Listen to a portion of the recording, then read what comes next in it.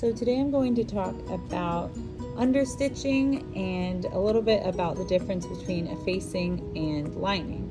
So imagine this was the top of a shirt and I decided it was a little see-through, or I wanted to finish the top in some way different than just a hem or a neckband. So I wanted to add a facing or a lining. So a lining is the entire, usually the entire, but sometimes less, same size as what I'm sewing. And I would put it on the right side of my fabric and I would sew right along there. And then I'm just gonna pin sideways to kind of show you. After I sewed it, I would flip it to the inside. And then my goal would be to press it and for this pink to not be showing on the outside, okay? So that's where understitching comes in. Similarly, a facing is just really a shorter lining. It's just a little bit of fabric that follows the exact same line. So if you were cutting a facing for your own project, you would take your piece that you wish to face and you would take a portion of it and trace that and mark that so that you had a replica of that same line, just short, you know, just not the whole length of it. So I'm going to pin that on same way. So I would sew this on, and I'm going to in just a minute sew this on at 5/8 inch. And then from there we run into the same problem. How will we keep the pink to stay on its side and not show through? So that's where we'll understitch. So I'm going to first stitch my facing on. You would do the same thing for the lining at 5/8 inch.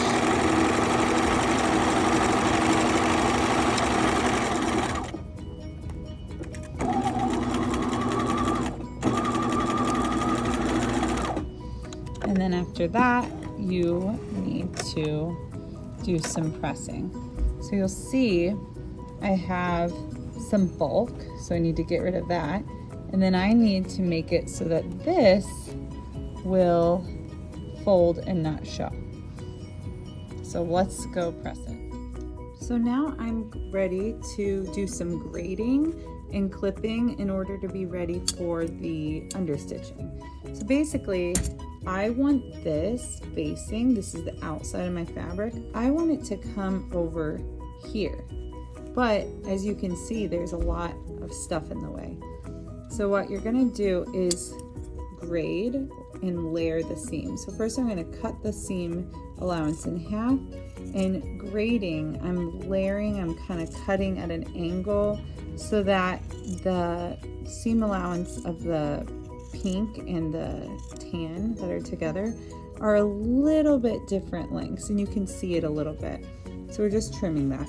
And then this is a curve, so by cutting almost to the stitching line, little notches, I actually am giving the fabric a little bit more room to move as well. So you can go through on your curves, and this will help a lot. So just like that. So it looks funny, but it does work. So then I'm gonna flip it over so I can see it.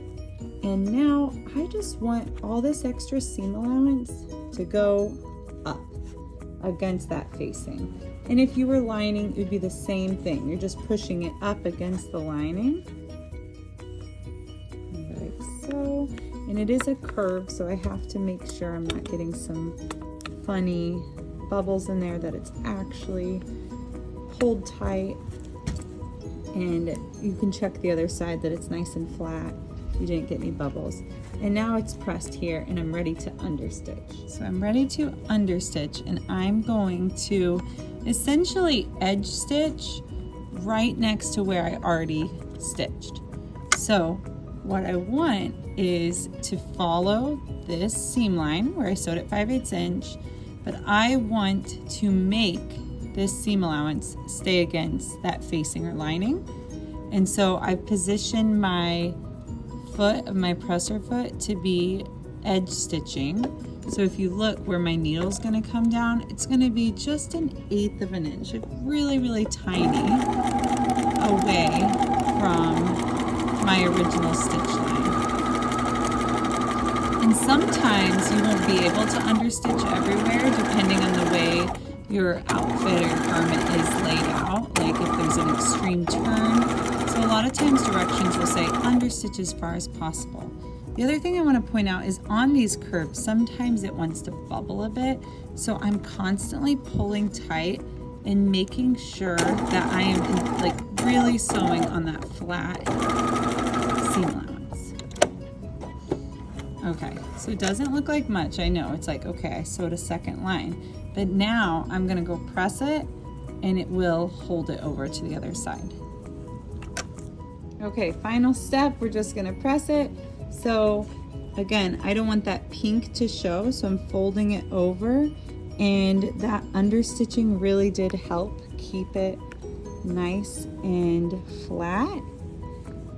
And if you did this along a waistband or along a neckline, you can see how nicely it finishes the edge. And again, the only difference with the lining is that it would go all the way down versus just at the top. And that is how you understitch a facing or lining.